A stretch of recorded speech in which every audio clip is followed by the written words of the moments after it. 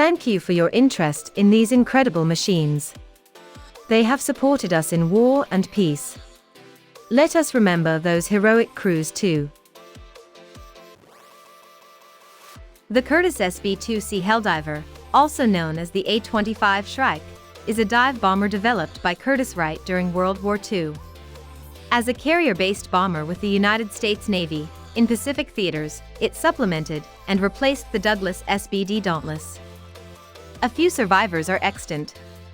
Initially poor handling characteristics and late modifications caused lengthy delays to production and deployment, to the extent that it was investigated by the Truman Committee, which turned in a scathing report. This contributed to the decline of Curtiss as a company. Neither pilots nor aircraft carrier skippers seemed to like it. Nevertheless, the type was faster than the Dauntless, and by the end of the Pacific War, the Helldiver had become the main dive bomber and attack aircraft on USN carriers. By the time a land-based variant, known as the A-25 Shrike, became available, in late 1943, the Western Allied Air Forces had abandoned dedicated dive bombers.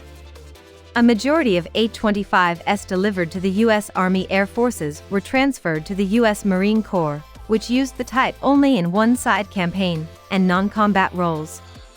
The British Royal Navy and the Royal Australian Air Force also cancelled substantial orders, retaining only a few aircraft for research purposes. Nicknames for the aircraft included Big-tailed Beast or just Beast and 2C. In operational experience, it was found that the U.S. Navy's Grumman F-6F Hellcat and Vought F-4U Corsair fighters were able to carry an equally heavy bomb load against ground targets, and were vastly more capable of defending themselves against enemy fighters. The Helldiver, however, could still deliver ordnance with more precision against specific targets, and its two-seat configuration permitted a second set of eyes.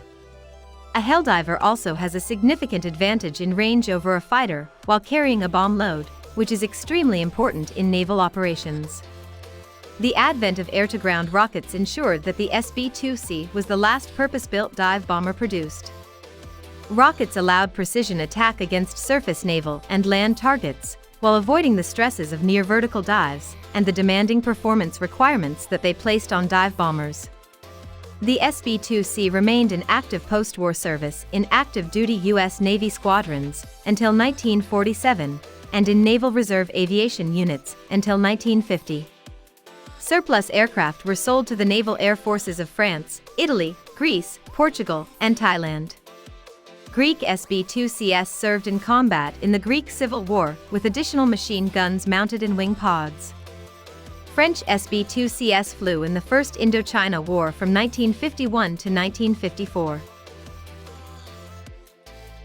Thanks, you have reached the end of the journey. Take care, see you pretty soon. Safe flight.